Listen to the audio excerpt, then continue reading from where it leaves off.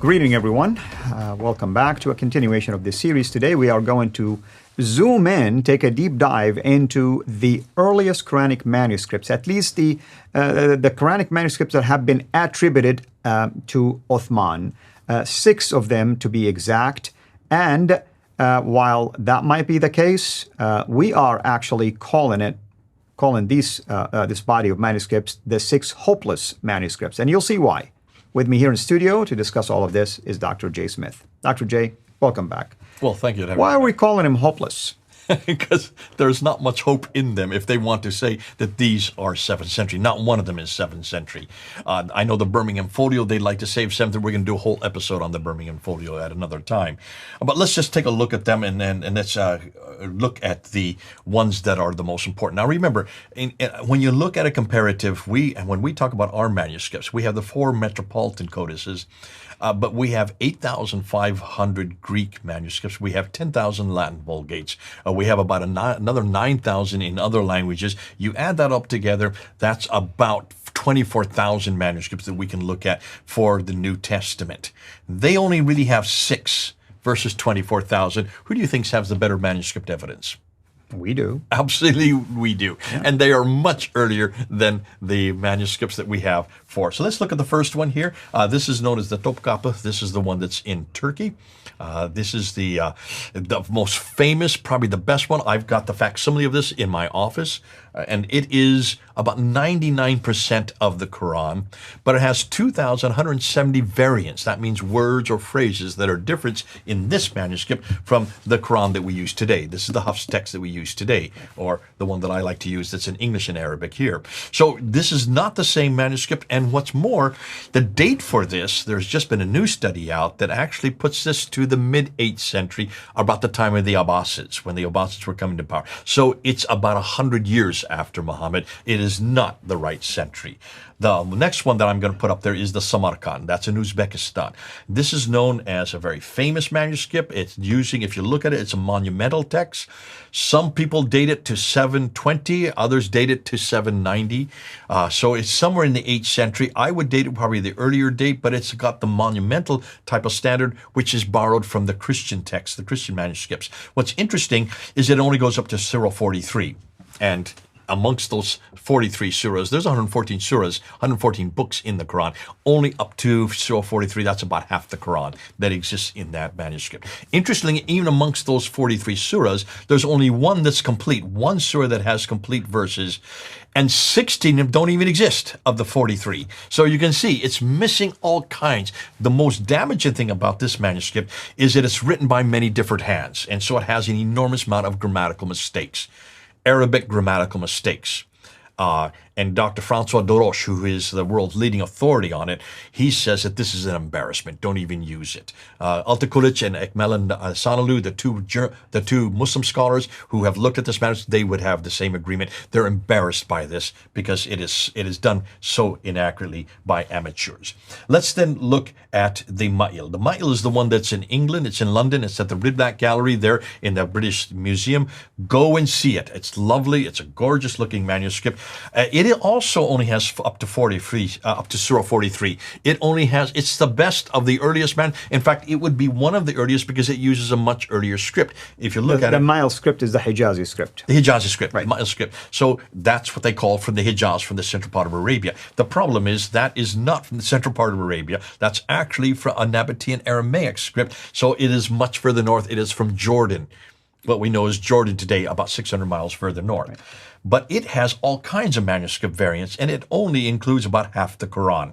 The other one that is interesting is the Petropolitanus, which is in the Bibliothèque Nationale in Paris. Francois Doroche is the one that controls this manuscript. It's about only 19% of the Quran. It has 93 variants, 93 manuscript variants within just that 19%.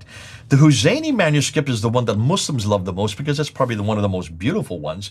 To look at it, it just looks gorgeous. It's what we would call a monumental text. Monumental text, which is later text, by the way. It's much later text. Yeah. And what's fascinating about this one is in Cairo there, and it's treasured by Muslims all over the world. But when you open its pages, you will see it is full of what we call coverings. And it's in Kufic also. It's in Kufic, which means it would be from Iraq. So it is from, it's just south of Baghdad, and it would be an Abbasid text. Yet it's full of covering after covering after covering. There is one page that has 8 different coverings. When you're covering something, that means you're censoring it. And when you cover it, you either write over top or you leave it blank. That's right. What is left behind now corresponds with this script, the Hafs text. Which indicate, as our friend Dr. Brubaker indicated, that it's kind of suspicious that why these coverings now are leading you to Hafs, which mean that it was done a later time. Okay, be careful. Not since 1924. This is during the Ottoman period. No, what I'm saying, it would have been done at a later time to try to coincide with the 1300 to today. Yeah. So the last 700 years is when this was going on. During the Ottomans, because the Ottomans had chosen the Hafs text as their official text. Exactly. The Ottomans controlled all these manuscripts, by the way. All of these came under their control.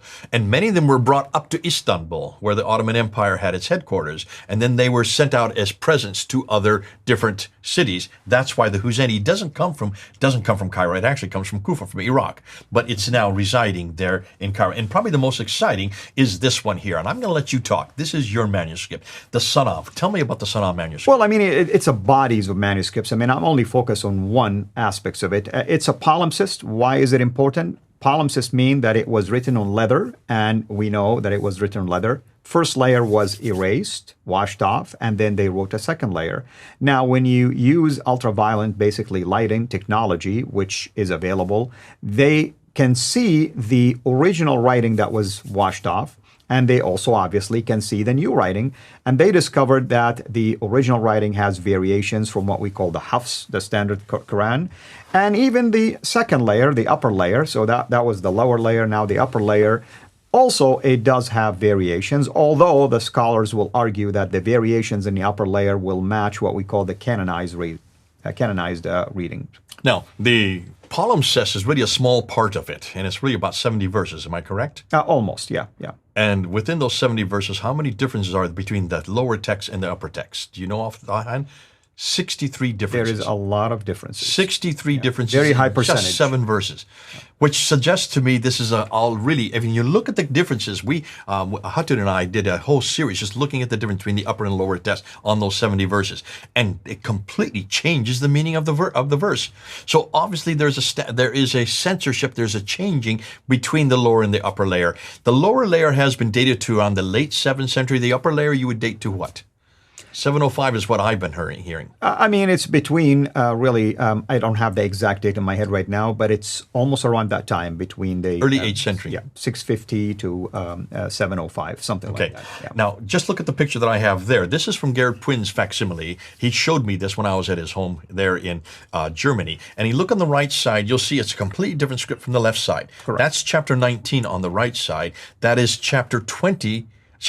chapter 19 on the side, that's chapter 21 on the left side. What happened to 20 that's chapter 22 on the left side. So what happened to chapter 20 and 20? They're not in order, technically speaking. And you notice the 2 different scripts, which means, and he said there's about 60 years between these 2 scripts. And different scribe, obviously. Different scribes, and take a look at all the orange marks. He says every time you see an orange mark, that is a manuscript variant from the Hafs that we have in our hand today. Correct. He said there's over 1,000 of these manuscript variants. And that's what he just showed me from his house. And I took a picture, so it's of his facsimile. That's not the original. This is from a film that he took when he was there in 1981. So you can see this is a really problematic. Probably the Sana'a is the most exciting because it's the oldest of all the manuscripts. Let's conclude. What do we know about these manuscripts? When you look at these 6 manuscripts, I'll put a look at the slide again. Notice what we have found. Number 1. None of them are from the 7th century. Parts of them, like the lower part of the palimpsest, may be from the 7th century. I would suggest the Birmingham Folio, which is only two pages of 33 verses. It is from the 7th century, I have no doubt, but it has nothing to do with Islam. It's all pre-Islamic, mostly Christian and Jewish material from writings from the 1400 BC, also from the 2nd century AD, and from 500 AD. Right. These are just borrowings that have they've slapped into those 33 verses, which is what we're going to find out later is exactly what most of the Quran is made up of. So none of them are complete. None of these manuscripts are complete. The Topkapi is the best. None of them completely agree with each other, and what's more, none of them completely agree with this book, which is the Hafs Quran, which is the official text that is used all over the world today. By 93% of all Muslims use this text. Was first made official by the Ottomans in the Ottoman period, and then made official by King Fahd in 1985 as the official text for the whole world. Now that's hugely important. All of them have hundreds, if not even thousands, of subsequent manuscript variants, proving that none of these manuscripts are the original Quran. And as late as the 8th century, there were many different types of Qurans. That's true. If they were the original, then why were they being fixed and corrected? So where is the original? And with that, we end. Amen. Thank you so much as always. Thank you, everybody. Hoping that you've been enjoying this series. And we will continue, of course, to unpack all of that for you in the upcoming episodes. Until then, have a blessed day. Thank you for watching this video. Be sure to like and subscribe to our channel, Sira International, and click on the bell so that you receive notifications whenever we publish a new video or go live. I would also like to appeal to you to consider becoming a Patreon patron by clicking the link right below. By doing so, you can give towards the production of these videos. There are also other options for you where you can give to our channel. I thank you from the bottom of my heart.